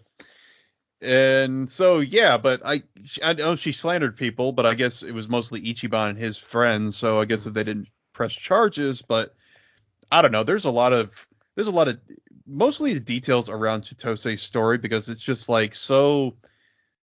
It's like I don't know if we should really be forgiving her as well. Like I said, she's got reasons. She was blackmailed into a lot of it by the AG. the whole game really is about forgiveness and redemption. Whatever you think of Hmm. those as concepts is irrelevant because the Kiryu final fight is also about that. At some point during the game, when you're playing as Kiryu, he's like, you know who I really need? My old buddies from the Tojo clan, Daigo and Majima and Seijima. Like, I'm gonna go see them, see how they're doing. Why aren't they helping? And basically, they've Luke Skywalker Last Jedi themselves. They went to a little area and don't want to be bothered by nobody no more. Kiryu does his best to guilt them back into it, and they do, show up for a fun little short, very short fight at the end. Yeah, they But basically, and sorry, I was going to say so this 5-year plan that the Tokyo government or police or whoever enacted that forbid any former Yakuza from getting a job apparently did not stop any former Yakuza from starting their own security company and hiring said displaced Yakuza. And that's what Daigo and Majima and Saijima did. And they talked about that, I believe, in 7, or at least, Man and Racer's name, or both. I mhm. can't remember. Yes, they did in both. Um, but it was just since they were all employed former Yakuza, it just got a bad reputation. And eventually they just their list of clients just dried up, and so did their business. And they were afraid these former Tojo guys were afraid that the former Yakuza, who are now freshly unemployed, would use them as sort of a rallying point or cry and restart the Yakuza and let's, Mhm. do it all back over again, Which boys. ended Come up on. happening anyways with this area. Yeah, and that's why Ebina recruited Joe Sawashiro and sprung him out of jail so he could be said rallying point because I Mhm. guess even though he never heard of him about him before 7, apparently he was a big name Yakuza. So We have not mentioned your favorite character Yamai yet, but he's also a person where he's like, oh yeah, I know him. He was in the clan of whatever. He did thing. I was like, huh? He's never been in anything before this game. What are you talking about? mhm. We don't need to spend any time on Yamai. No, he was just He's an NPC. the only thing I'll say on Yamai is he just seems like a holdover from previous Yakuza games. He's Mm. just he is because Yakuza is famous. One of the staples of the series is having repeating boss fights with the same guy over and over Yes. and over again. And that's what Yamai is basically. You do that with other characters too in this game, but Yamai he seemed like the poster boy for that whole concept, that old standby. So yeah, he basically just like besides letting Ichiban crew hide up, hole up in his hideout and giving a ride a couple times, he really has no bearing on the plot whatsoever. Yeah, he's just there. He has his own little not quite redemption story too. But back to the Tojo guys, it's like Kira goes there, they don't want to come back. So he's like, fine, I'll do it all myself. And his party members are trying to basically, you don't have to do it all yourself or your friends, even though we were Ichiban's friends first. We just kind of hung on to you. And all stuff. And it's like Kira accepting help for the first time. I was like, well, he accepted help in like Yakuza 3 and 4 and definitely 5. So I don't know where all this bullshit is coming from, but okay. Uh, so he basically takes on the burden, and it doesn't quite retcon the first Yakuza game. So in the very first fucking Yakuza game, in Yakuza 2, Yakuza on the PS2, excuse me, late in the game, for reasons of succession, Kiryu Kazuma becomes the head of the Tojo clan. He immediately resigns. He's the fourth chairman, and every Yakuza, for the end of time, will refer to him as fourth chairman, because he technically was. So this game has you looking back on that, like, you know what? If I had stayed there for even a tiny bit, maybe I could have done some good. And I have a mixed bag on that because we're so far away from it to be looking that far back on it. Different. It was a different era, not only in video game Hmm. design but in the story. Um, so this game is like he has to really be the one to actually end the Yakuza, the Seiryu clan in this case, because that's why he wants to take on Ebina and not let Ichiban take on that one. Even though him and Ebina are like half brothers, and yeah, and by the way, Ichiban's totally cool with this. He's like, "Oh, we're related? That's weird. I gotta go to Hawaii now." Yeah, he never sees or speaks to Ebina No, apparently not ever once. again. Just why isn't he like slinging him over his shoulder and saying, "Hey, I'll be there for you, pal. Yeah, We can get through this together." But I think I think Kiryu's character arc, I think it took a pretty natural progression just from the fact that he is dying, that he is yes. sick, and he knows his days are numbered. And a lot of people, when that happens to them, they start looking back and they start recollecting and looking at past regrets and think, roads untaken and all that. So that did kind of make a sense, but on the other hand, I'm kind of with you. It kind of felt like it was a stretch because it was so far in the past. Like even if Kiryu had stayed as fourth chairman for any given time and he enacted all these, different reforms Mm-hmm. and tried to change the Yakuza and yada, even went through his own dissolution of the Yakuza organizations, it doesn't mean somebody like Ebina wouldn't have cropped up anyway. It might have happened sooner. In fact, it probably would have because just based on all the Yakuza badasses we have to fight throughout the series, at least one of them would have said, "Hey, I can run this whole shindig, so I'm just gonna restart this whole thing." I could take over this entire island, and the only thing stopping me is Kiryu Kazuma. It is. I mean, we have to get into the meta a little bit here because you said one of your issues is pacing with this game in terms of not just like the final bit where the game tells you, right, this is the final bit. You make sure you're all ready. You can't come back after this. You do all that shit in Hawaii with Ichiban and his party, and then it takes you to Japan and it says, all right, this is it. You can't come back from this with Kiryu, and you have infinite amount of time to go to Kiryu's final boss fight in the Millennium Tower again. Yeah, you have essentially two finales, Hmm. and for that, I kind of wish they had just sort of mixed the two of them together, like Hmm. run the two dungeons simultaneously and flip back and forth from each perspective or each main protagonist. Hmm.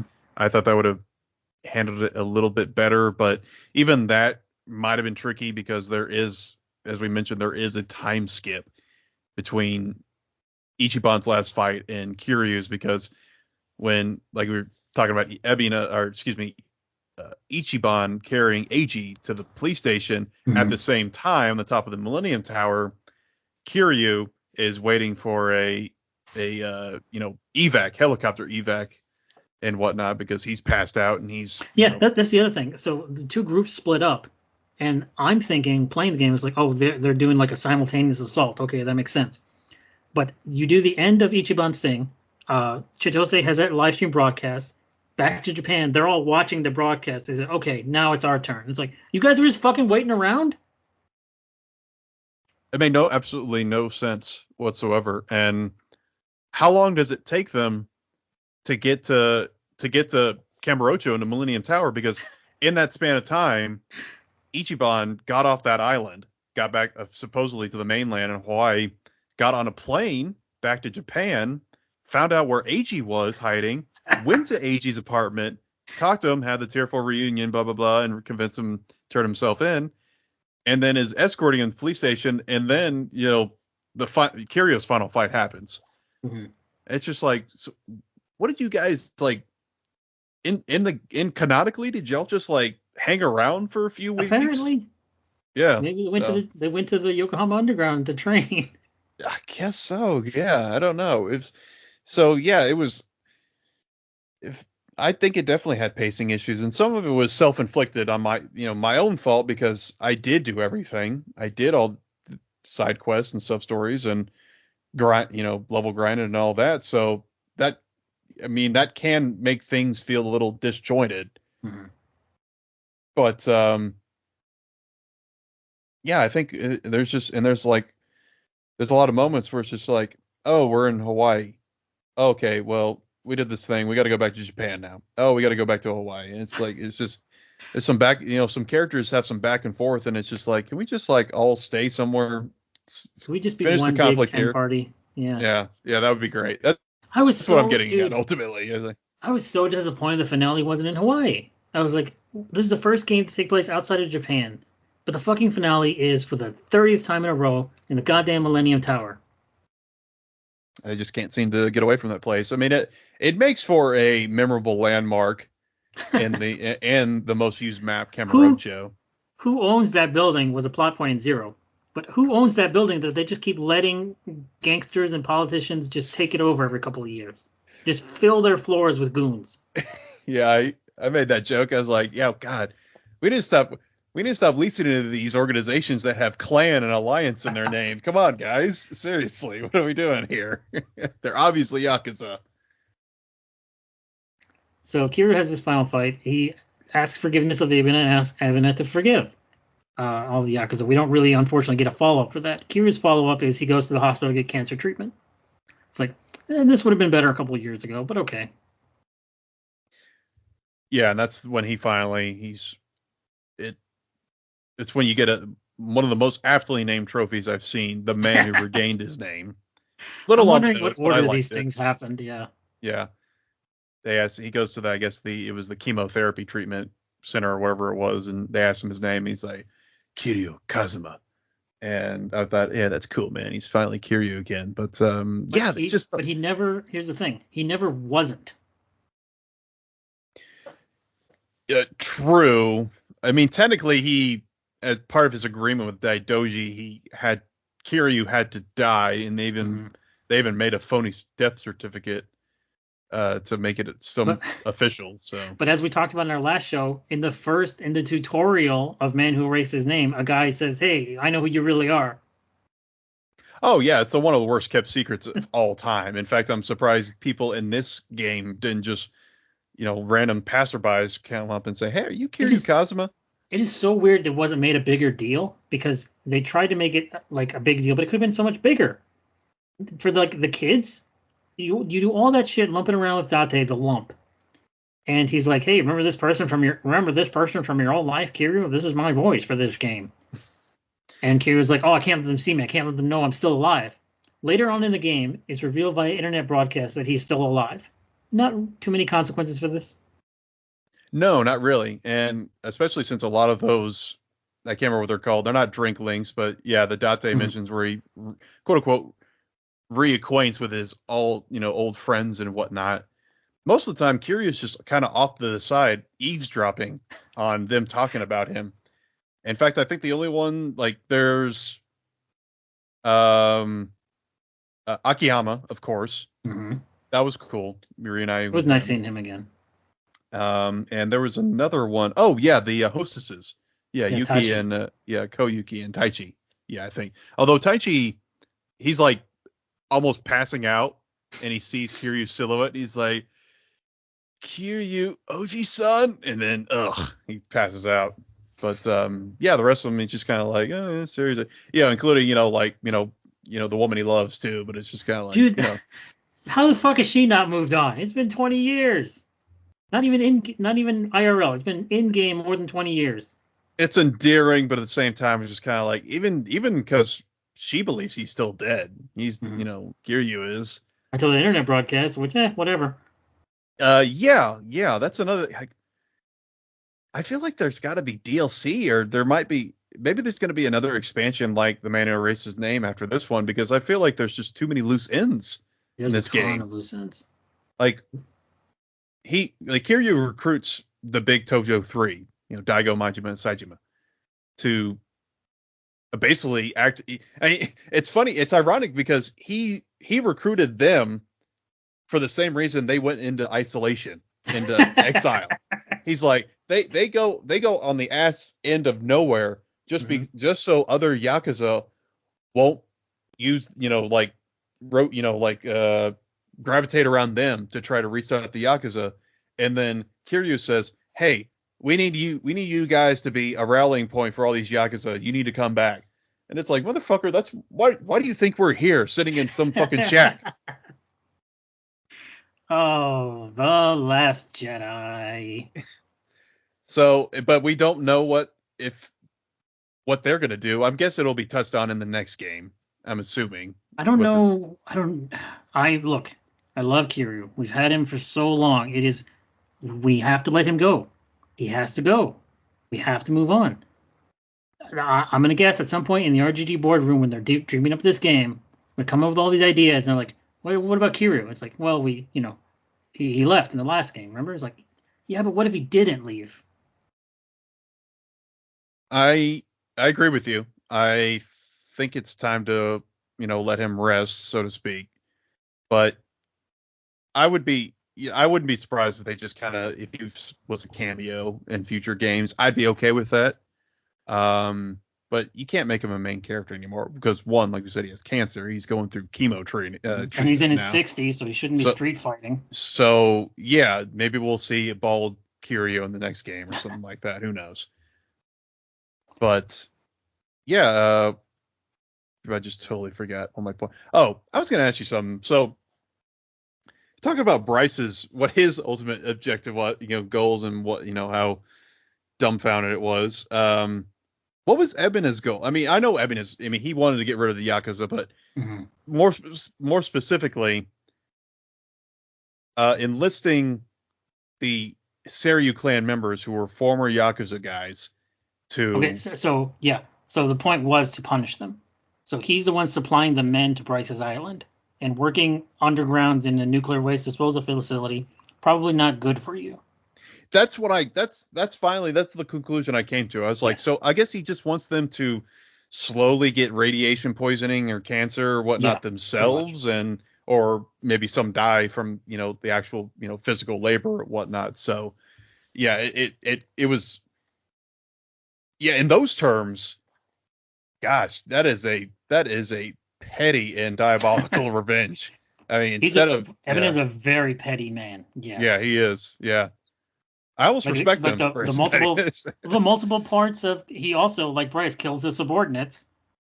Yeah, or tortures him like Sawashiro, who I honestly thought he was dead in that chair.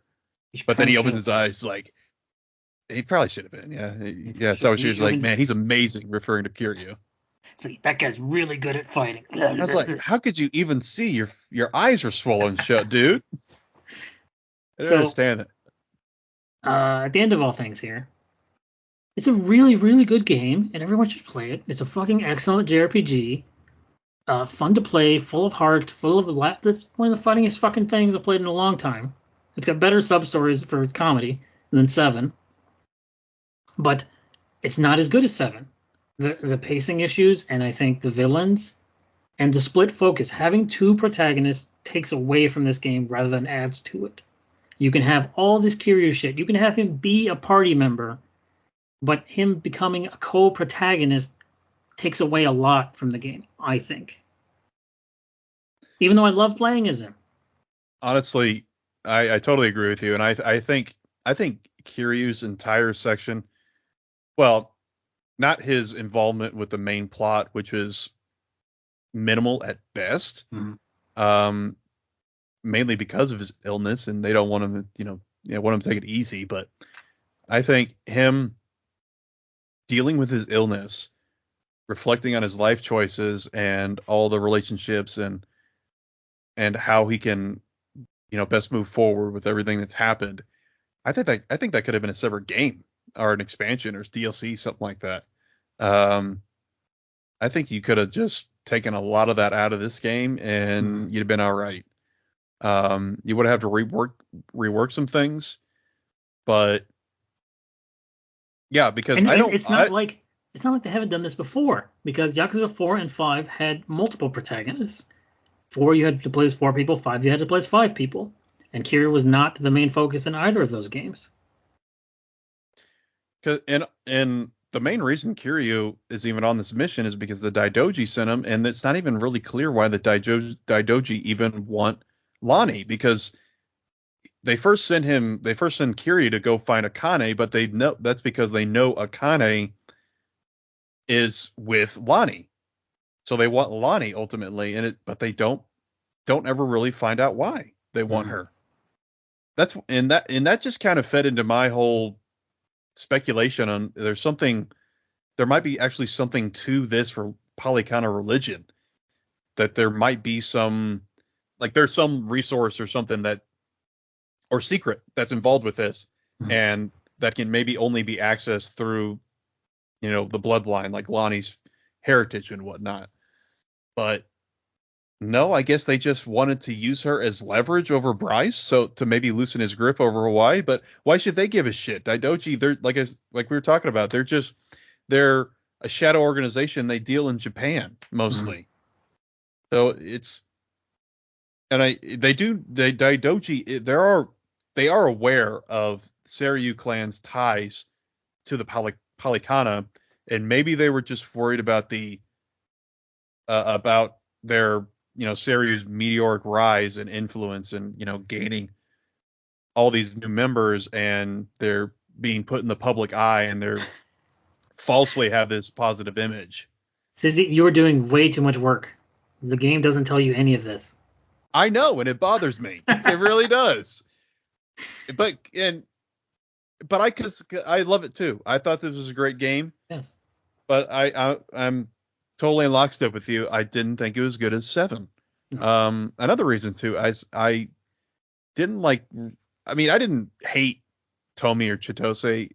I mean, I liked them, but I love every single party member in 7. I love all those characters.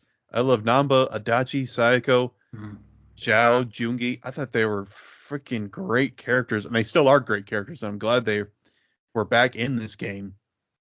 Even though there's just so many that it couldn't be helped that some of them just sort of felt shoehorned in.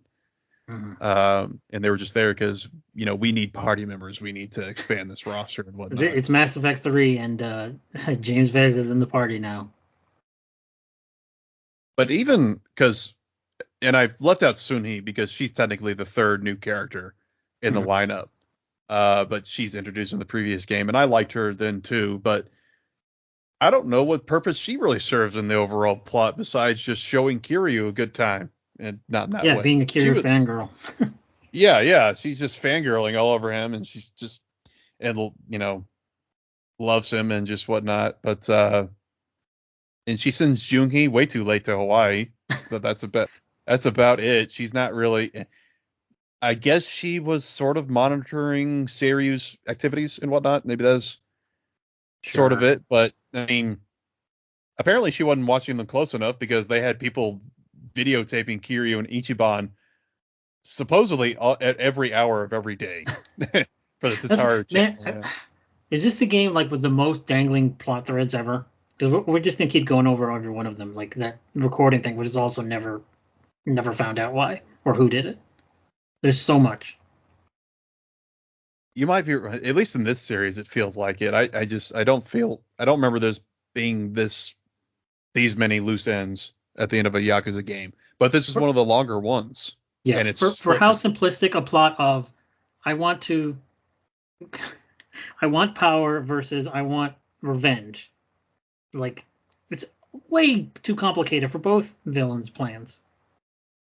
No, at the end of the day, there's really not much nuance, particularly with Bryce.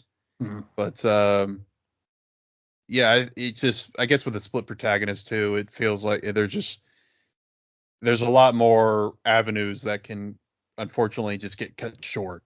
And these are just these are just details that I'm remembering or while we're discussing it. Mhm. There are a lot more that I have forgotten because the game's so long that I'm sure if I could go Yeah. back and be The like, Barracuda network in its entirety, all that shit. Yeah. mm-hmm, yeah, District 5 Yamai, and its Yamai at implications, yeah. all. Anything about Yamai. Pick a thing. Yeah. Yeah, yeah. Well, like I said, he gives him a ride and he gives him, lets him stay at his hideout. That's about it. But he has a tragic backstory, Sizzy. It's so not important. But he accepts it and he turns himself in, and now he learned So his lesson. Don't trust thoughts. so the future. We tried predicting the future last time. Now I have no idea. I'm hoping for another Judgment game because except aside from two non-spoken cameos by the introvert detective and the guy with the weird hair, nobody else is in this game. So I was like, let's see what that crew is going to do, and like solving cases there. Yeah, I totally forgot that. That was a fun little nod. Like, oh hey, yeah, I'm hired these two up and coming detectives. See what see if they're any good. And it's just like, oh fuck, it's those two guys. And I forgot their names, unfortunately, as well.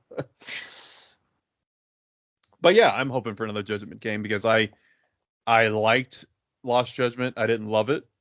Um, I thought its side missions were some of the weakest in any of the Yakuza or any spin-off series, unfortunately, in that game. But hopefully it's better in the next one. But as far as the future of Like of Dragon, your guess is as good as mine. I mean, unless we're going to, I guess they could always just go by the standbys, just like have an old, secret love child reemerge again.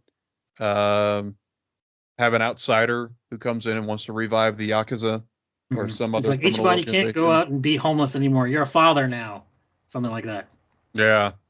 Yeah, that's another thing. I wonder what the future of him and Saiko's relationship is going forward. Which we didn't Which talk that about at all, but Jesus. yeah. Yeah, I mean it's pretty big. It triggers the first time skip, essentially. But yeah, I wish there was a little bit more development on that front in 7, not tied to, subquests, because Mhm. in that game, Yakuza 7, you can romance a lot of girls. You can romance like 8 or 9 of them or something ridiculous like that, and Psycho's just one of them. But in this game, yeah, he asks her out, they go on a date. He proposes like a fucking moron on the first date, and she's left speechless. He tries to apologize, and then she ghosts him, For a which year. yeah, for a year, which I thought was pretty damn shitty of her personally. I thought, okay, if you don't want to get married, that's fine. Just tell the guy. Just say, hey, don't I don't want to get married. I'm not at that point in my life. Because during her drink link, with Kira, you learn that she's not opposed to the idea. Mm-hmm. She just didn't like it on the first date, which is understandable. Like I said, he's a dumbass for proposing on the first date. Like that's like a third or fourth date kind of thing, Ichiban. Come on. Also, the very end of the game, when they're all, the party without the protagonist is reminiscing. It's like, and that wraps up everything. Wow, it's really crazy how all that stuff happened, huh? I wonder what the future holds. And Ichiban's out there being a retard. Yeah, he apologizes to Sayako, and then he takes off his jacket, and he's wearing a I Heart Sayako shirt, and then she walks away, which is a very, very understandable reaction. It's like, oh, I got your intelligence up to 8, motherfucker. You should be smarter than this. Mine was 10. He was, I can't even Genius. remember. I guess is it genius? I swear there's another word for it. For level 10 or something, but erudite, something like that. I can't remember. But yeah, we'll see what the future holds. I'm sure it's probably just going to be some outside, antagonist comes in, stirs things up. I do kind of wonder what the future of the former Tojo guys are. Mm-hmm. I wonder if they're just going to start another security company, but is the stigma around the Yakuza going to be clear enough for that to 5 years go will over pass better by then, because this game only has 4 years again. Yeah, I guess it'd just be another year before Yakuza can reintegrate into regular society. So it is in conclusion a great game. Game of the year, far too early to tell. Based on our discussion of it, we didn't like it as much as either Like a Dragon or Man Who Erased His Name. No, and if I had to rank it, because that's what we do, Loki, we can't just let things stand on their own. There must be a hierarchy. We have to rank them. Exactly. Definitely below those two games. As far as the Yakuza, and I'm leaving out Judgment because they're side characters and whatnot. I'd say it's probably middle of the pack for most of the games. I liked it better, I think, than 3 and 5. Same, yes.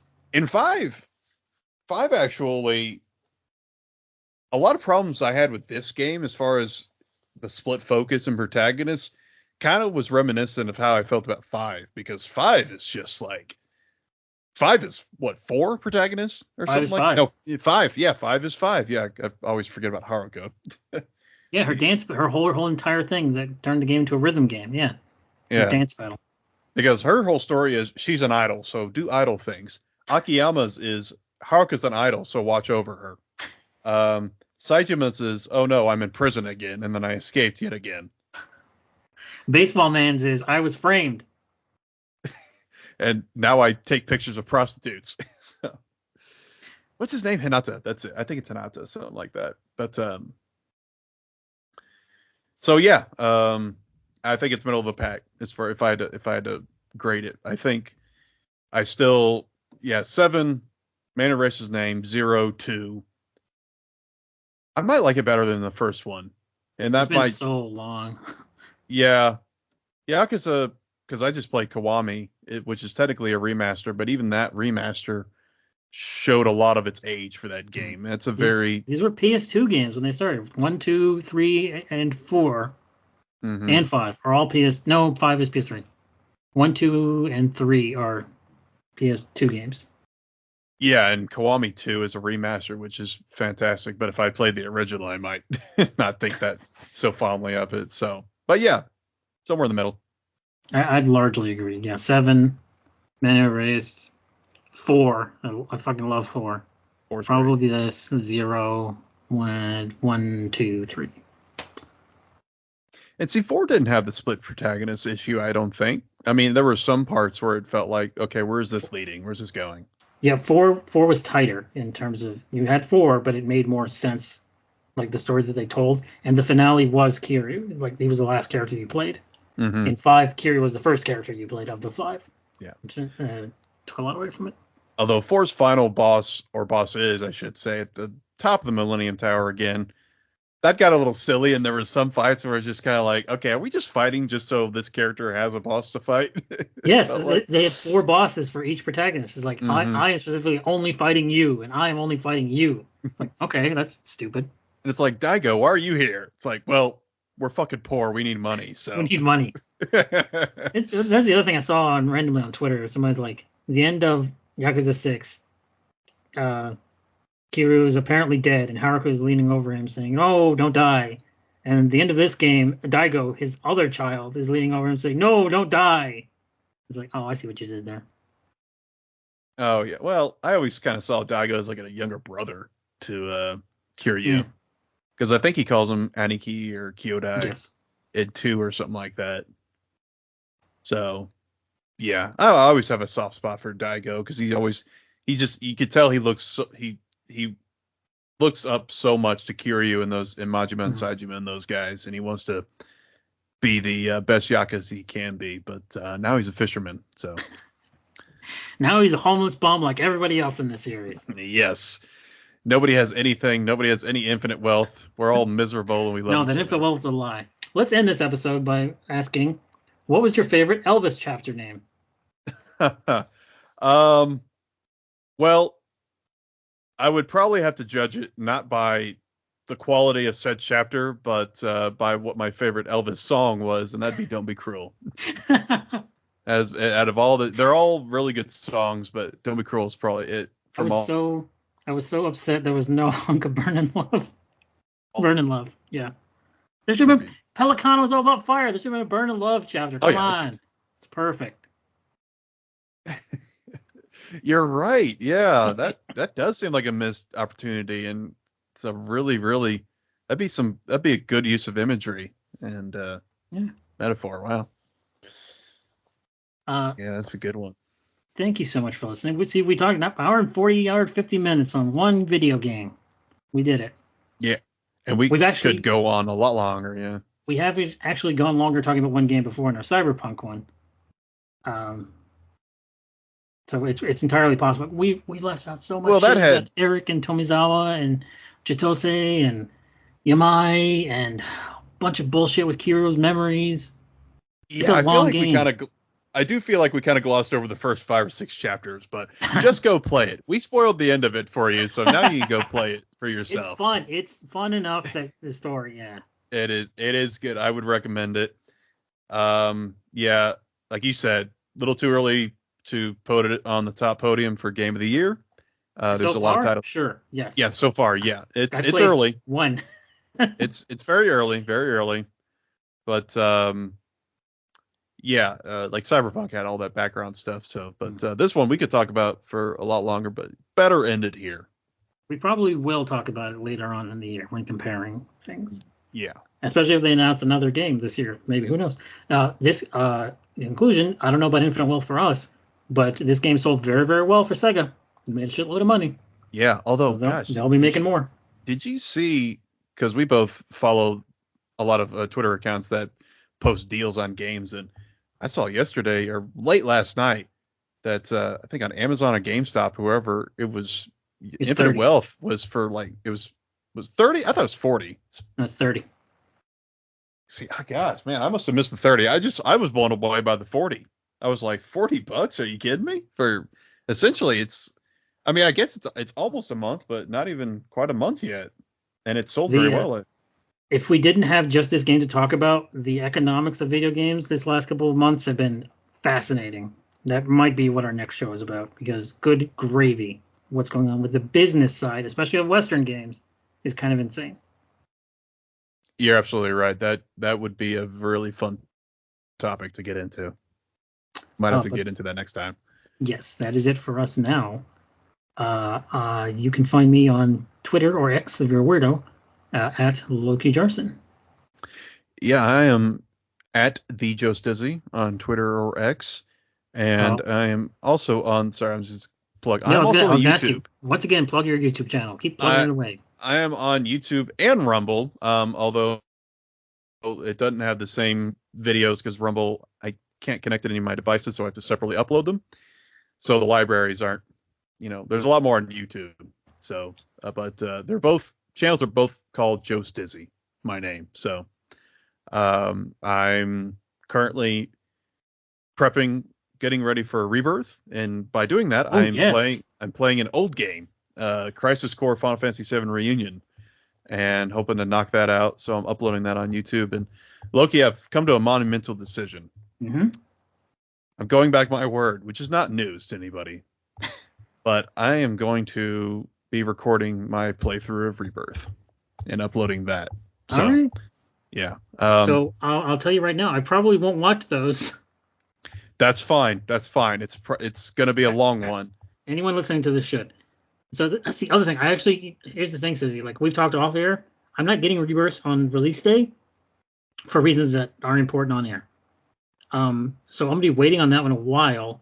But if you want that to be the next show, depending on how long it takes to beat, because this is another 100-hour fucking JRPG. It's actually it's gonna be way bigger than like a Dragon. Well, it's up to you. I know we kind of did the same with 6 because I think you played 6 after the fact a bit as well. So it kind of took us a while to actually. Now that I think about it, I don't think we actually did a whole dedicated show to. Did I say 6? I meant 16. Final Fantasy 16. No, we keep saying we're going to. We never do. No, it might be too late at this point, but yeah, it's up to you. You know, we can do it. You know, I would. You know, I'd prefer it. You know, if we both got, you know, through it at least, you know, a good chunk of the ways, maybe not all the way through. But yeah, we'll play it by ear. Like you said, there's a lot of other things going on in the gaming landscape that we can touch on. So and I, like a moron, am going to be playing live service games for the foreseeable future. So I'm not going to get a whole lot done anyways. they're kind of like the fast food of gaming. Sometimes, you know, they may not be the best for you, but dude, a McDonald's does not take 40 hours to eat. It's not a perfect analogy, but or more of a metaphor actually. But similarly, because you use the word like or as, I am a grammar dork. Thank you for listening.